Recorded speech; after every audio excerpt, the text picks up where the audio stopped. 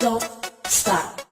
I was going to start today by discussing all of the various gun proposals that are on the table, but instead, the media have forced me to discuss their absolute malfeasance throughout this entire debacle. After the tragedy and the evil horror of what happened at Parkland, the media's first move was to jump to the suggestion that everyone who disagreed with them on gun control was, of course, nasty and mean. Now, this is nothing new.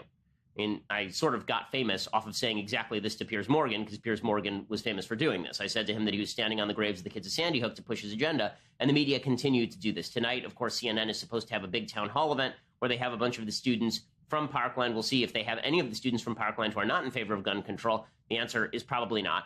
But the media have been using these students in order to push their gun control agenda. Now, I have never attempted to smear the students themselves. I have never said that the students don't have a right to speak. I've never insulted the students' pain. I've never insulted what the students went through. But because I say that you ought to have expertise on a topic if we're going to take you seriously, this is enough to get you labeled a smearer of the students. So Huffington Post led the way last night. They put up a headline that looked like this, and it's just egregious. It says, "Survivor Smearers," with a picture of me personally, and says, "Some conservatives are trying to discredit outspoken Florida shooting survivors." I have not tried to discredit any shooting survivor. I have not smeared any shooting survivor. That's absurd, it's insulting, and it's disgusting. The only thing that I have said about the shooting survivors is the same thing that I said about Jimmy Kimmel when it came to him bringing his son on the show after his son went through an open heart surgery, which is just because you went through suffering does not make you an expert on a particular topic. This has been my consistent stance on virtually every event of major consequence in the United States for my entire career, is that just because you went through something doesn't mean that you have been conferred with certain expertise. And that's what I wrote over at National Review. I had a long piece on it. I've discussed it on the show. But the idea that that is disrespect to the students, to suggest that perhaps they don't know all the details of what they're talking about, or at the very least, they have to show expertise in the topic for me to take their opinions more seriously. I'm happy to take their opinions on what pain and suffering of people who have gone through a difficult situation looks like. They are experts in having gone through a traumatic situation. So I'm happy to hear their advice on what it's like to go through a traumatic situation. In fact, I think that's deeply important stuff for people to hear. But I'm not willing to sacrifice the point of public policy on the basis of I went through something bad, because that makes for bad public policy. Good public policy is not based on empathy. Good public policy is based on reason and logic. But that, of course, is enough to get you labeled a smearer of the survivors, according to the mainstream media. And they've been doing this for days. I mean, for days and days and days, they have been doing this, promoting lies about gun control, promoting lies about people who oppose gun control. And for example, Van Jones, who I personally know, and I like Van, he's an opinion host, but he retweeted a tweet from a woman named Lori Shue, who tweeted, "Common denominators for mass shooters, white males under 30, AR-15s, Republicans." So first of all, maybe AR-15s, maybe not. There are a bunch of other weapons that have been used in these mass shootings, but there is no indicator that these mass shooters were Republicans. Even if you want to say that the Parkland shooter was a Republican because there's a picture of him wearing a MAGA hat, well, earlier this year, or late last year, we had a shooting at a congressional baseball game from Bernie Sanders supporter. That didn't mean that Bernie Sanders was responsible for the shooting of the baseball players. That's absurd. But Van Jones retweeted that anyway. And that's not the only example of the media covering themselves in glory. Chris Cuomo, earlier this morning, made a fool of himself by tweeting something out that was patently false. And Chris Cuomo tweeted out a story from an account called Cody Davis, I guess, USA Photo Dude. And the tweet said, quote, "I was able to buy an AR-15 in 5 minutes. I'm 20 and my ID is expired."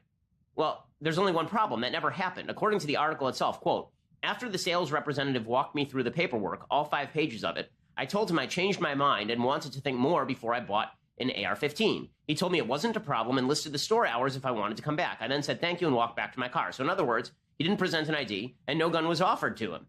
Right? He said that he wasn't going to present an ID. He left the store. That was the end of the story. It didn't matter. Chris Cuomo tweeted out the lie that he was offered an AR-15 without photo ID. Now, when he was called on this, Chris Cuomo over at CNN, the block of wood who attempts to resemble a human being over at CNN, Chris Cuomo actually tweeted out, "Isn't the point that the kid's age and lack of ID wasn't the deterrent? And this isn't all gun shops. Place I bought my shotgun basically goes farther than law requires and makes judgments about whom to sell to. Point is the system should be better." Well, why? Right? The system worked here. He didn't show ID. He didn't get a gun.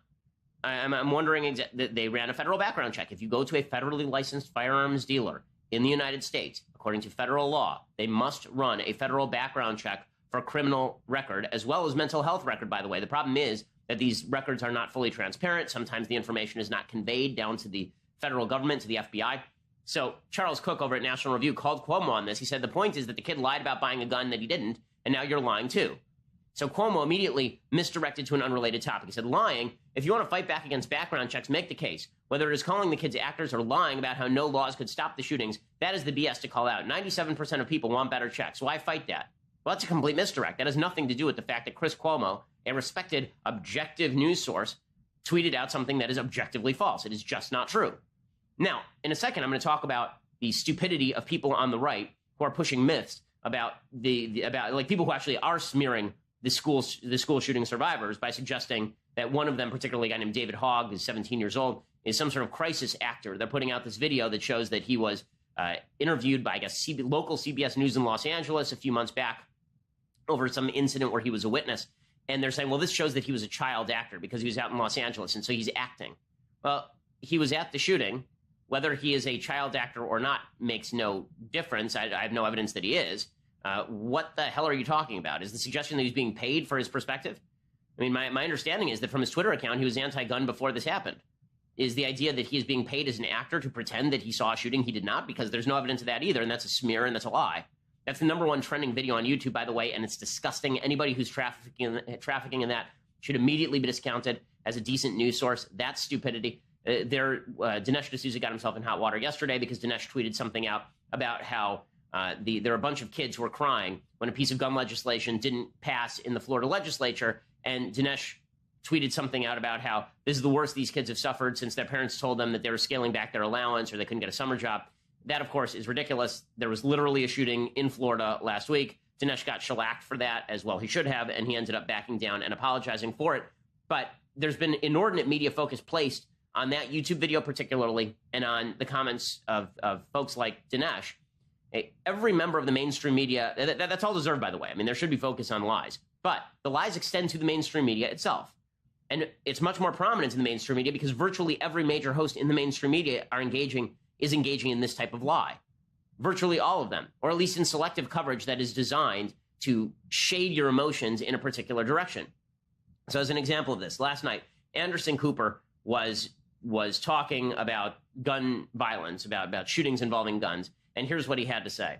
I actually think we don't focus on the reality of what an AR-15 does to a child. I mean, if anyone has been on a battlefield and you've seen what a weapon like this does to a soldier, I mean, I think if people actually saw this and saw the reality of this, I mean, it would open people's eyes. I mean, we're not talking about, we all say, oh, these children lost their lives. They didn't lose their lives. Their lives were ripped out of their bodies. Their brains were splattered on the floor. Their intestines are hanging out. I mean, it's sickening. Yeah. And we're all talking about it in this antiseptic way, and we're shocked that these kids are angry when they've been hiding in closets and their friends are dead. Okay, that's all fine. I mean, if he wants to discuss this in graphic terms, that's fine. I'm not sure that the graphicness of the act actually changes the logic behind gun control, because the whole point here is not a lack of sympathy. See, what Cooper's trying to do, what a lot of folks in the media are trying to do, is they're trying to say, look how horrible things are. Therefore, if you don't agree with me on policy, it's because you don't think these things are horrible. That's backwards logic, and there's no reason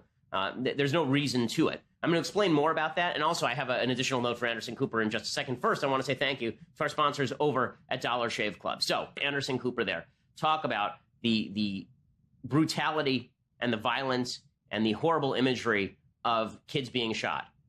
Yes, and all Americans agree. That's terrible. I will point out the selective coverage of the media when it comes to antiseptic coverage of killings. So I did one of the videos that I've done that's been seen the most is a video of me from this show talking in specific terms about what actually happens during an abortion, the dismemberment of bodies in the womb, in late-stage abortion, the cracking open of the skull of babies and sucking their brains into sinks. No one in the mainstream media will ever talk about that, ever, not in 1 million years. Anderson Cooper will never do a 30-second description of what an abortion actually is like. Instead, he will just use antiseptic terms to describe it. The point here being that if the media want to get graphic about how they cover crime, if the media want to get graphic about how they cover killings and violence, then that's fine with me. Get graphic about how you cover crimes and killings and violence. I have no problem with that as a general rule. I think that, in fact, that's sometimes useful if people really are unable to connect what a crime is with the nature of the crime itself. But you can't be selective about it. You can't just say that you're going to do it with regard to shooting victims, but not with stabbing victims. They're going to do it with regard to shooting victims, but not bombing victims. Right? We didn't hear graphic descriptions of what happened to people on 9/11. Right? The news media, and I was actually critical of this, the news media stopped showing the video of people who were hurling themselves from the top stories of buildings because they didn't want to lead people to feel angry or feel bad. And I said, I don't like that the media is censoring that. So I don't really have a problem with Anderson Cooper talking about the effect of guns. This is what, it's true. This is what a bullet fired at high velocity does, right? It mauls the human body. It destroys the human body.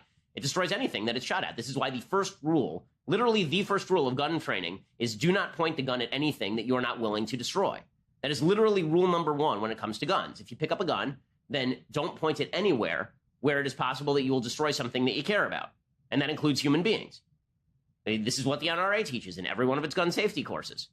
But the point is that the media are only doing this with regard to shootings now because they're pushing a particular political agenda. And the problem here is that if you want to be an opinion host and do this, that's fine. If you want to say that you're an objective news host and do it, that's a completely different story. Brooke Baldwin doing the same routine over on CNN. She was lecturing the Trump administration, suggesting that the Trump administration was hiding somehow from the media on all of this stuff, even though that was not the case. They had a press conference yesterday, but here's Brooke Baldwin when the press conference was delayed by about 15 minutes, saying that Sarah Huckabee Sanders and the White House were hiding from the media on gun control. Memo to the White House, you cannot avoid us. Stop trying to dodge us. This briefing needs to begin. It was supposed to begin an hour and 15 minutes ago, and then it was supposed to begin 25 minutes ago. There was a lot to talk about. And we need to see Sarah Sanders behind that podium. Jeff Zeleny and Gloria Borger are with me. And I think it is entirely fair, Jeff Zeleny, to be tough on this White House because there are so many things they need to answer for before this ceremony at the half hour. Okay, does that sound like objective news coverage to you, or does it sound like we want you out there so we can grill you on our preferred agenda with regard to guns? And that's, of course, what the media continue to do. So one reporter was grilling Sarah Huckabee Sanders yesterday, suggesting that the president wasn't doing anything. Now, as we will talk about, the president actually is looking at doing some stuff with regard to guns. It may not be all the things the left wants him to do because maybe he doesn't think those things are going to be particularly effective in stopping mass shootings. One of the big problems with a lot of the gun control proposals that are being put on the table is that there is no clear link between the gun control proposal put on the table and the actual lessening of mass shootings. The only gun control proposal that the left has really put on the table to lessen mass shootings is confiscation of all guns, which is completely unrealistic. It's never going to happen. And then if you say it's unrealistic and it's never going to happen, they accuse you of smearing shooting survivors or some such nonsense, or not caring about the kids who died, which, again, is total crap. But here's what it looks like when the media grills the the Trump administration on gun control. We're working hand in hand with both the federal government as well as state and local law enforcement officials on what we legally can do. Unfortunately, we can't just flip a switch, but there is a process. We are a law and order country, and the president is trying to do everything that he can under his capacity to address these concerns, and certainly when it comes to mental illness. But the media wouldn't have any of that, and they were just grilling Sarah Huckabee Sanders. How dare you not have a one-size-fits-all solution to mass shootings? And the answer is nobody does. Right? Even Obama said that when he was in office and he was pushing particular gun control proposals like banning AR-15s, for example. He would say in his speeches, this may not stop all mass shootings. This may not stop any mass shootings. He would say that sort of stuff. And the media would just... The students from Parkland, they're high school students, and they're speaking out about gun control. So here are some of the students announcing national demonstrations on gun control. Today, I'd like to announce that we have an event coming up to have everybody in the nation talking about what we're talking about. And one of the things we've been hearing is that it's not the time yet to talk about gun control. And we respect that. We've lost 17 lives, and our community took 17 bullets to the heart. And it's difficult to come back from that. So here's the time that we're going to talk about gun control. March 24th, we have the March for Our Lives, which you can find at marchforourlives.com, and expect to see us a lot. The March for Our Lives is going to be in every major city, and we are organizing it so students everywhere can beg for our lives. Because at the end of the day, this isn't about the red and blue, the GOP and the Democrats. This is about adults and kids. Now, whom are you going to beg for your life? You're going to beg Trump for your life as though Trump could just flip a switch and suddenly these shootings would not happen anymore? There's significant disagreement about the method that should be used in order to militate against these shootings. There's significant and real disagreement on this. Right? I've suggested there ought to be wildly upped security standards at all of these schools, that there ought to be armed guards at virtually every door, that you might consider at some of these schools actually putting into place some doors that can actually close across the campus and lock like they have at hospitals. At many hospitals, they have lockdown procedures where somebody, an active shooter's in the hospital, and so you actually lock off certain parts of the hospital from other parts of the hospital so that the shooter can't just walk through the halls with impunity. And there's a lot of disagreement about this. Democrats want, of course, bans on all sorts of weapons, including the AR-15, which is the most popular rifle in the United States. But this idea that it's all about begging, that it's all about if we just cared enough, that all of this would be fine, we just agree on everything, that, of course, is not true in the slightest. This, of course, however, is what the left is suggesting. So the same student, Cameron Kasky, he says you're either with us or against us, which is pretty wild language, considering we are all with you. No one wants to see kids get shot. You're either with us or against us. We are losing our lives while the adults are playing around. And we have received endless support from your generation, and we thank everybody for that immensely because we really appreciate it. We don't need you. On March 24th, you are going to be seeing students in every single major city marching, and we have our lives on the line here. And at the end of the day, that is going to be what's bringing us to victory and to making some sort of right out of this tragedy. What does victory look like? What does victory look like? That's the real big question. Okay, if victory is no more shootings, then we all agree on the definition of victory. If victory is a piece of gun control legislation that may or may not actually help, then we don't agree on what victory for the country looks like. And you can see that some of these students, obviously, they're very politically motivated. That's okay. I mean, they're allowed to have their political motivations. My problem here is the same problem that I have with the country as a whole. The country as a whole takes being on camera as some sort of imprimatur of knowledge, some sort of imprimatur of expertise. And that's really silly. So LeBron James speaks about politics. That's his right. He's allowed to do it. Some of the stuff he says, I think, is not completely wrong. But why would we treat, as a country, his version of politics with more credibility than people who have studied the issues and studied the personalities for a long time? I don't, and I don't think other people should. Why would we take a bunch of high school juniors and say that these are experts on gun policy now? They're not experts on gun policy simply because their school was targeted. These are people who have experienced significant pain, and obviously we all stand with them and mourn with them in that pain. They have it to a far greater degree, I'm sure, than anybody who's far away. But that does not mean that what they are saying on politics has any more legitimacy or that it has any more expertise to back it. And yet there's a reason the media does this, right? After the Boston Marathon attacks, did you see victims of the Boston Marathon attacks on TV every day stumping for a travel ban on Muslims? Of course you didn't. After the Orlando shootings, did you see victims of the Orlando shootings who were not left-wing going around and saying, what we need here is a restriction on the number of Muslim immigrants from countries we can't vet? Of course you didn't. Right? The media go out of their way to put people on camera who are sympathetic. This goes all the way back to the Sandy Hook shooting when Piers Morgan was attempting to do this routine, and I called him on it on air. It's highly irritating to me, and it's intellectually dishonest. But there's a reason that all these kids are being put on TV and to put pressure to... The idea, by the way, that a child shall lead them when it comes to politics is silly. The idea that children are experts on policy because they have greater innocence, no, that means that they don't know enough. There's a reason that you don't let 17-year-olds define tax policy, and you shouldn't let 17-year-olds define gun policy either, depending on whether they've actually studied the issue in any significant way. But again, the media have a real interest in trotting out these kids. Here's another student talking about how Trump sickens the student.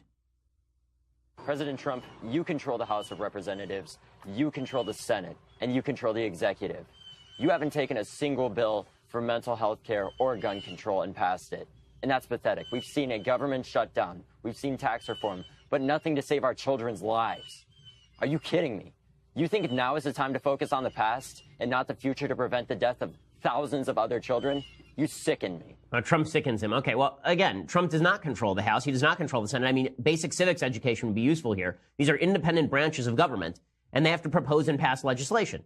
Democrats would filibuster, presumably, a lot of the legislation Republicans would propose. And Republicans are not going to propose legislation that their base doesn't want and that their voters don't want. This is how a republic works. Again, the reason the media are going back to the well here is because they're attempting to create an impetus for action that there is no political impetus for right now. This is aimed at the public. It's not really aimed at Trump or even the legislators. It's aimed at the general public. The suggestion being that if you disagree with these students and if you don't feel their pain in the same way that they do, and by feel their pain we mean agree with them, then that means that you are obviously an uncaring individual. Here's another student doing this routine yesterday. We are going to be the kids that you read about in textbooks. Not because we are going to be another statistic about mass shootings in America, but because, just as David said, we are going to be the last mass shooting. Okay, but here's the reality. That's probably not true. And none of the gun control, I mean, it's an unfortunate reality. But none of the gun control measures that are currently being proposed by the Democrats would have stopped what happened in Parkland. I've yet to hear a concrete proposal. Have you heard one? I haven't heard any concrete proposal. None. Right? This piece of crap who shot up the school